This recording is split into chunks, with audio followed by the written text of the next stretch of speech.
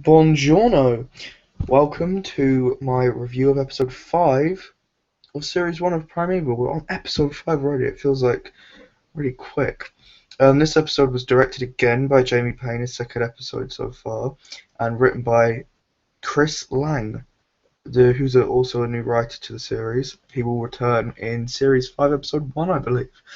Um, yes, this episode, I was this episode for me has always been a favourite, but rewatching it's probably the best of this series. But I wouldn't rank it 10 out of 10, and I'll explain why later as I go through this review. I don't know where to start. It starts with a great opening sequence of these golfers. A really nice setting, actually. Golfers, like a golf course, and it's a hotel, I think, like a manor house, and um, go a golf course surrounding the house. And for me, Primeval is really good when it's got a great creature, great subplots, and a main plot of the story, and a great setting for the creature that fits. And it ticks all the boxes this episode, so that's great. Um, great, great little opener, really creepy. Like this guy loses his golf ball, so he falls in a pond. So he puts his hand in, and you see like a dog skull or a sheep or something, and that's a bit. I don't know. It just feels creepy. Like the way it's shot and stuff, it's good. You don't see he gets he cuts his finger on a stick or something, and he's like, oh, sucks his finger, and as he like kind of shakes his finger about, you see a like really good CGI of blood splatting on a tree. That was really well done, really nice. Um, he starts something's like chasing him, and it's in the sky, and you don't actually see it, which I think is quite nice. There's a lot of suspense in this episode, lots of twists actually. It turns there's the main creatures of this episode is a pterodon, which is like a giant pterodactyl, and these little bat things, little pterosaurs, which are really cool and creepy, and like a big swarm. And yeah, Rick starts off like Connor's like kind of grieving for Tom still. For like you see it for like a minor second, but that's all we see of Tom. Like that's the only mention we get of it until series 4, which I think's a shame because I think Connor could have been a bit more upset in this episode, like showed it a bit more. Not really the actor's fault, but the writing. I don't know. It just didn't. It felt a bit out of place to have that one scene. And that was it. Never touched upon again. Like yeah, Rex escapes, which is the big subplot of this story. The main subplots are Rex escapes, and Connor and Abby have to go get him because he comes to Connor to the manor house. He goes in the car, which is quite a funny scene. And it's a good filler. It's filler, but it's entertainment. Like it's watchable filler. Um, the other filler is the other subplot is the pterodon. What was it? Oh, I can't remember what it's called. Pterodon or something like that. And it's getting chased. Like, is it the real creature that could do this to this guy? Because it's known for eating fish and small reptiles, and Cutter's like, we shouldn't kill these things. And there's like a big kind of like an ethics is brought into like, should we kill these creatures? If they're not doing anything wrong, do they need to die? And that was really nice. It kind of tests Claudia's patience and trust with Cutter because Connor there's a really great scene where Connor's trying to chase Rex. The pterodon like is in the air and it sees Rex, and obviously it eats small reptiles. It wants to eat Rex, but they all think it wants to eat Connor, so it's chasing them. And everyone finds out Abby's kept Rex. Stephen then realizes that's why they're all topless and again. And that's another thing in this episode. Abby's got her pants all like off, and no, not off. They're on, but she's walking around in her knickers, and it's just a bit like, oh really? We've seen this like 3 episodes, and now it's getting a bit old. Just putting it in there for blatant sex appeal. Um, yeah, and the Claudia is kind of she's starting to lose patience with Cutter. She says Lester's thinks she's causing more trouble than he causes. She's kind of having to agree with him because he's testing her patience, like his patience with her. And this episode's really about Claudia and Cutter. It really focuses on their relationship, especially towards the second half, where they're stuck in this manor house. Claudia's had an accident because when they caught the pterosaur, it knocked her out, which is a great. Can I just say that the CGI is really good in this one, up to standards of episode 3, which is really good. Really like this is the first time I kind of feel sorry for the creature. I really feel for the pterosaur. or whatever, just the pterodactyl. We'll call it that, pterodon, pterodactyl, because it's kind of falsely accused, and it's using the stereotype of, oh, it's a dinosaur, even though it's not a dinosaur, which I really like. They didn't use a dinosaur yet, and they like said like everyone kind of assumes it's a killer apart from Cutter, who like doesn't want to kill it for no reason, and Ryan wants to kill it, Claudia wants to kill it, and in the end that really pays off because the ending where it goes back through the anomaly is really great. I really like that. The music's really good. It fits it well. That there wasn't no need. There was no need to kill the pterodactyl, and it went off to back through the anomaly and had its life back. Really, it's a scared creature that came through an anomaly, but not in its own time. It panicked. It was scared, and I really like the way that they didn't kill it and they let it back, and it went on to have a good life. We hope. We hope. Yeah, I really like that. I kind of felt for the creature. The little bat things were horrible. They're pterosaurs, I can't. It's something beginning with A. I don't like bats that much, and they didn't scare me because they're not bats. They haven't got the horrible faces bats have that freak me out. But the flapping, when there's a great scene where Rex is like Abby and Connor eventually find Rex, and they're all in the trees like a crow. It's like when you see crows in a dead tree, like a big murder of crows, and they're like, oh, duck, and that it's all you can see. They're going through Abby's hair, and she's like trying to get them out of her hair, flapping her hands about. Really great scene. I really like that.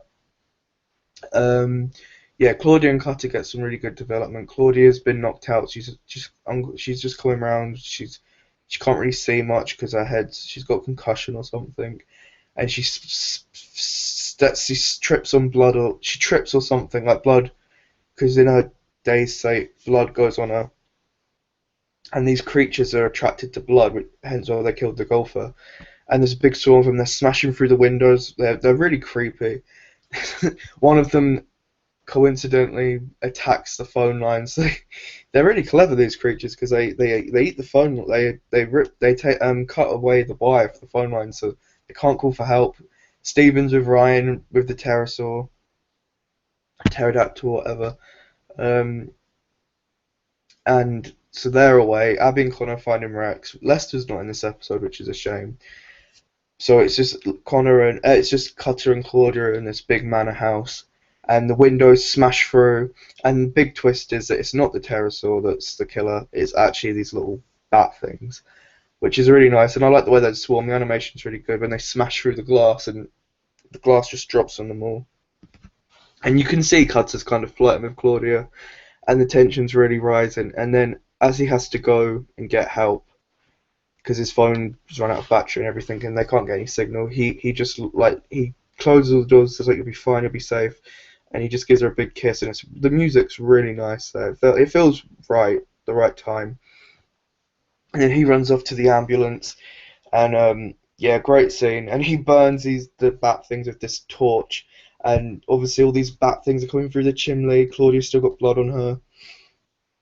It's a great line as well, like because he asks earlier in the episode to take off her top because it's red to attract the pterodon. The pterodon, oh, I've forgotten what it's called now. Yeah, pterodon, whatever. Comment below if you know what I'm talking about. The pterodactyl. It is a pterodactyl, but they use the correct term, and I'll just call it pterodactyl.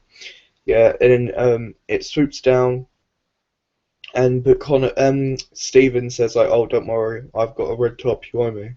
You owe me one as a joke, and he uses that instead, so she doesn't have to take her top off him because obviously they've got blood on her, like Cutter, and it's attracting the bat things. Cutter's like, you need to take off your top, and she's like, this is becoming a regular thing, and he's like, being attacked or being attacked, or the T-shirt, and she's like both, which I thought was really funny. Yeah, so the tension's really rising. That he's in the ambulance, he's got his blowtorch, just like killing these little things.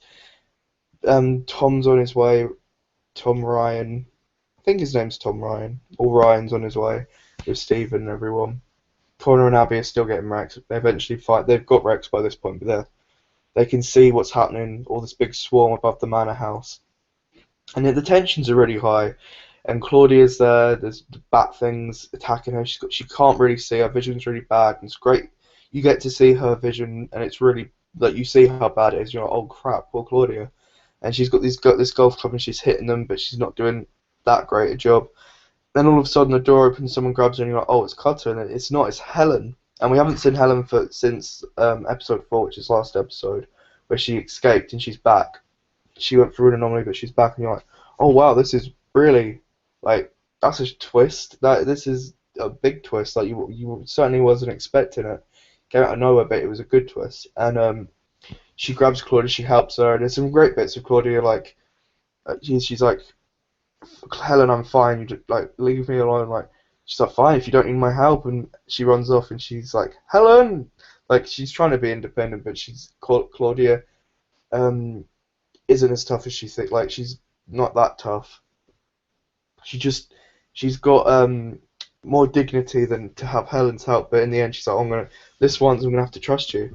And Helen's really funny in this. Actually, she makes some nice jokes. She's not evil. She's not mad. She's actually doing the right thing for once, and she's helping Claudia. And she's like, on the count of 3, when I say go, open this door. And she's like, what are you doing? She's like, I'm just doing some cooking. And she's putting like metal in the microwave to blow over the kitchen up and knock the creatures in, the pterosaurs, the little bat pterosaurs. So Claudia can't see what's going on really. She's got really blurred vision.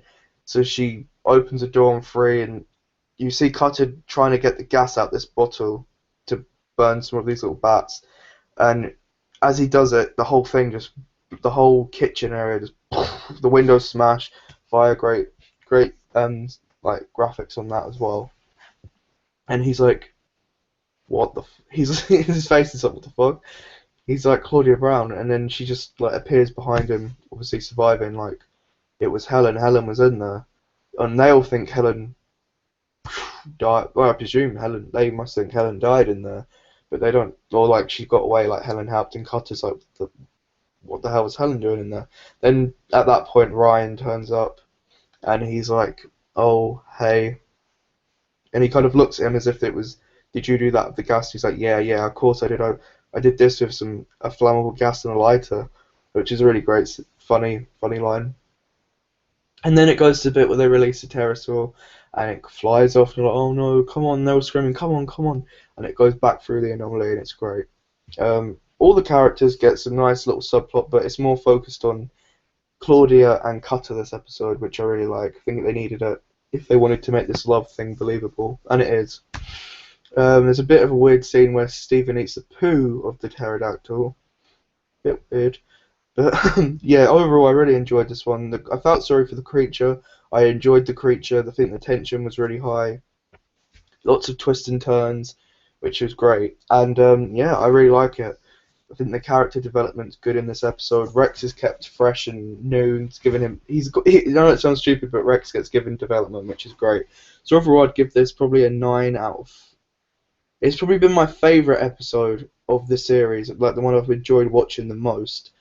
But some of the plots don't. Some of it's a bit meh.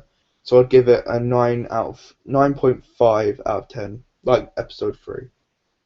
Great episode, but after last week's, it set the stakes high. But I enjoyed watching this one more, if that makes sense. So yeah, thank you for watching. Please like and subscribe. If not, fine. Yeah. So, and I'll be putting up my episode 6 review soon, and that is the final episode. So we're nearly there, and I'll do my series ranking and my creature ranking of this series. Okay.